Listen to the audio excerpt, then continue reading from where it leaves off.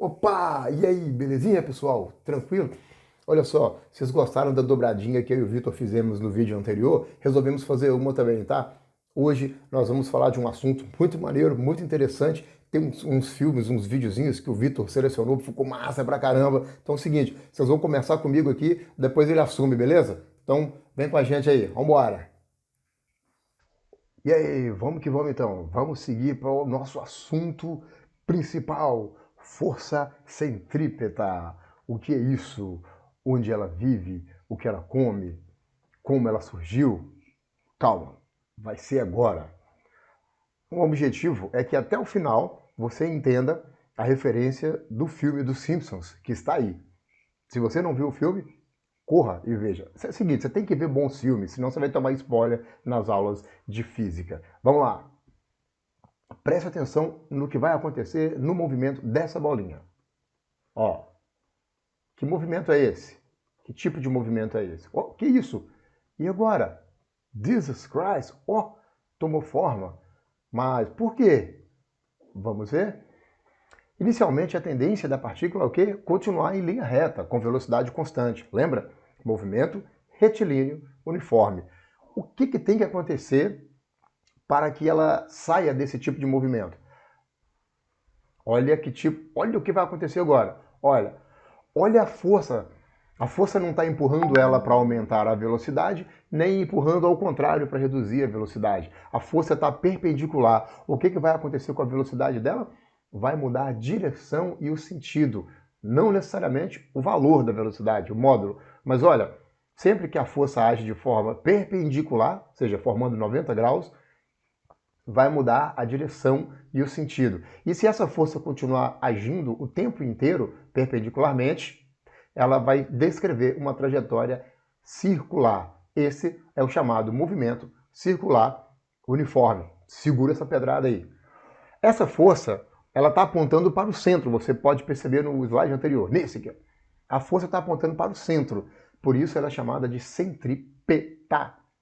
Fala comigo, centrípeta. Isso, garotinho, garotinha. Força centrípeta. Sonoriza aí, vai, fala. Força centrípeta, isso daí. Observe, ela é a única, nesse caso, do exemplo, que está agindo. Então ela é a força resultante. É chamada também de resultante centrípeta. Beleza? E o cálculo dela, simples, mamão com açúcar. Simples. Você já comeu mamão com açúcar? Tem que comer, é fácil demais. Simples. Massa vezes velocidade ao quadrado dividido pelo raio. Bom, já que é uma circunferência, circunferências têm raio, correto? Só isso. Só isso. Força centrípeta, mv ao quadrado sobre r. Quando a gente quer falar mais rápido, assim, mais fluido, fica mv2 sobre r. V2 é v ao quadrado, não é duas vezes v não, tá? Massa vezes velocidade ao quadrado sobre o raio. Certo? Olha isso daqui, velho. Olha isso daqui. Olha, observa isso. Putz, olha que coisa linda, bicho, que coisa linda. Tá, tem água na pista, o carro está de lado, mas observa que é uma trajetória circular, até porque ele tem que fazer uma trajetória circular, senão ele sai daí, né? E sabe o quê? Sabe quem vai falar para você sobre por que ele está fazendo isso? Como que ele está fazendo isso? Vai explicar isso para você? Explicar não, vai dar umas dicas para você começar a entender e vai seguir com vocês? Ele mesmo, ninguém mais, ninguém menos do que o seu professor Vitor. É com ele agora. Chega aí, meu irmão. Assume aí, chefe. Queridos, aquele abraço. Só dá nós, chefe. Bom, antes de explicar o exemplo do Alex do carro, eu vou fazer um pequeno exercício com continhas para vocês entenderem melhor a força centrípeta e aí eu volto no carro para explicar ele direitinho. Vamos lá. Um carro de 1.200 kg, movendo-se com uma velocidade de 20 metros por segundo, tenta fazer uma curva plana de raio 50 metros. Sabendo que o coeficiente de atrito estático entre os pneus do carro e o asfalto é de 0,4, determine se o carro conseguirá fazer a curva. Vamos lá. O Alex explicou que a força centrípeta é a força que garante o movimento circular dos corpos. ou seja, qualquer corpo existente no universo, para fazer uma trajetória circular, existe um valor de força, que a gente chama esse valor de força centrípeta, que se ele tiver este valor de força apontando para o centro da sua trajetória, ele vai fazer a curva. Vamos ver no exemplo desse carro quanto é o valor dessa força necessária. Nós sabemos a fórmula, força centrípeta é igual a massa vezes velocidade ao quadrado dividido pelo raio. A massa do carro é de 1.200, a velocidade é 20 e o raio da curva é de 50. Substituindo valores, fazendo essa quantia, primeira coisa, o 20 ao quadrado vai ser igual a 400, vezes 1.200, 1.200 vezes 400 dá 480.000, e dividido por 50, isso vai dar 9.600 newtons.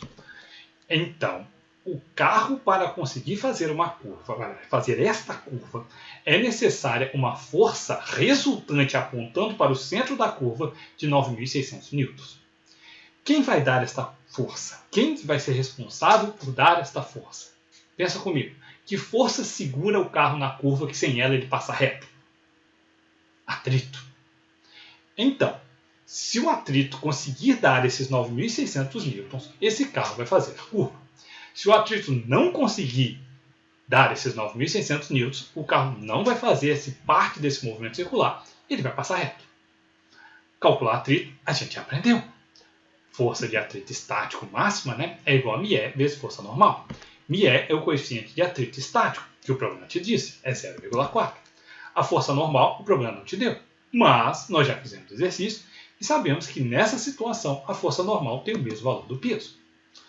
Peso, m vezes g. Então força normal é igual a massa do carro, 1.200, vezes g, 10. Força normal, 12.000 newtons. Substituindo ali, nós temos força de atrito estático máxima, vai ser igual a 0,4 vezes 12.000. Isso dá 4.800 newtons. Repare, o atrito consegue no máximo dar para esse carro 4.800 newtons.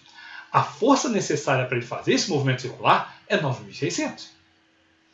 Esse carro vai fazer a curva? Não, não vai. Ou seja, ele vai passar reto na curva, igual esse videozinho aí besta. Ok? Voltando à situação apresentada pelo Alex. Esse vídeo é lindo. Olhe o carro fazendo drift na curva. A curva é parte de um movimento circular.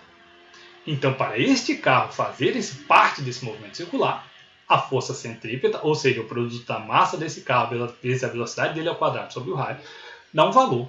O atrito tem que dar a mesma força, o mesmo valor. Se o atrito consegue dar esse valor de força necessário, o carro faz esse belo bailado, que claramente o professor Vitor conseguiria fazer a mesma coisa.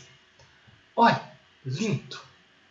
Mas, se o atrito não for capaz de dar esse valor, o carro vai passar reto na curva e fazer este bailado também, como vocês podem ver aí. Beleza?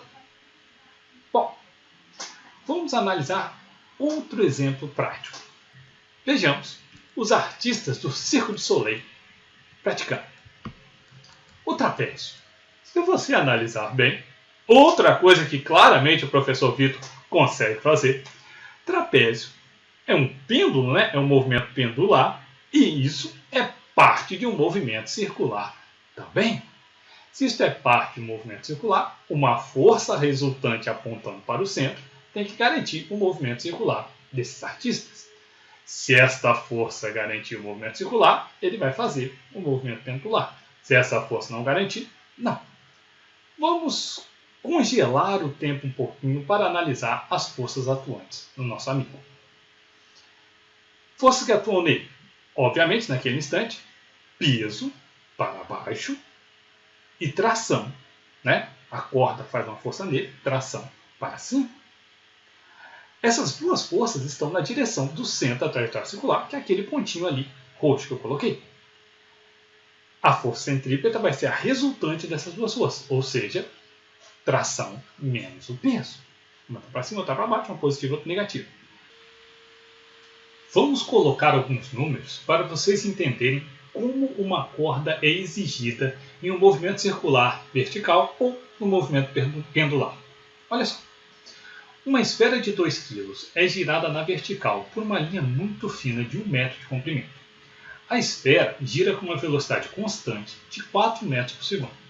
Determine a tração na linha quando a esfera se encontra nas posições 1 e na posição 2. Primeira coisa, a força centrípeta é a força necessária para essa esfera conseguir fazer um movimento circular. Então vamos calcular essa força centrípeta de imediato. Força centrípeta, massa vezes a velocidade ao quadrado dividido pelo raio. Massa, nós sabemos o valor, 2 kg. A velocidade, 4 metros por segundo. E o raio, está escrito ali, 1 metro. Resolvendo essa continha, 4 ao quadrado 16, 2 vezes 16, 32, 32 dividido por 1, 32 newtons. Então, a força resultante apontando para o centro necessária para que essa esfera faça o movimento circular é de 32 newtons. Nós acabamos de ver na tela anterior que as forças envolvidas nesse movimento é peso e tração. Então, vamos calcular o peso logo. Peso, nós sabemos, é M vezes G. A massa da esfera é 2 kg, G é igual a 10, 2 vezes 10, o peso é igual a 20 newtons. Bom, analisando a situação 1 e a situação 2. Na situação 1, as forças que atuam na esfera, peso para baixo, tração, que é a força que a corda faz na esfera, para cima. Essas forças estão na direção do centro da trajetória circular e a resultante delas, como elas estão se atrapalhando, vai ser uma menos a outra. Ou seja, força centrípeta é igual a tração menos o peso. A força centrípeta nós calculamos, vale 32, e o peso nós calculamos, vale 20. Calculando o valor da tração, esse menos 20 passa para o outro lado, vai ficar positivo. A tração, naquela situação 1, vai ser 32 mais 20, que vai ser igual a 52 newtons. Agora, vamos à situação 2. Na situação 2, as forças atuantes na esfera são peso, ok, ainda para baixo, e a força de tração. Nesse caso agora, também para baixo. Então a força centrípeta, agora, nessa situação 2, como essas duas forças estão apontando para baixo, estão se ajudando, vai ser igual a tração mais a força de peso. Força centrípeta, 32 newtons, tração é o que eu vou descobrir, e o peso, 20 newtons. Vou passar esse mais 20 newtons para o outro lado, ele vai ficar negativo. Tração vai ser igual a 32 menos 20. A tração, na situação 2, é igual a 12 newtons. Repare o que isso diz para a gente. Isso nos diz que na situação 1, ou seja, quando a esfera está passando pela parte de baixo da trajetória, a tração na corda, a força que a corda é submetida, é muito maior do que quando a esfera está passando pela parte de cima da trajetória. O que nos diz que se a corda quebrar, tudo indica ela quebrará quando a esfera está passando na parte de baixo da trajetória circular. Ok? Muito obrigado. Até mais.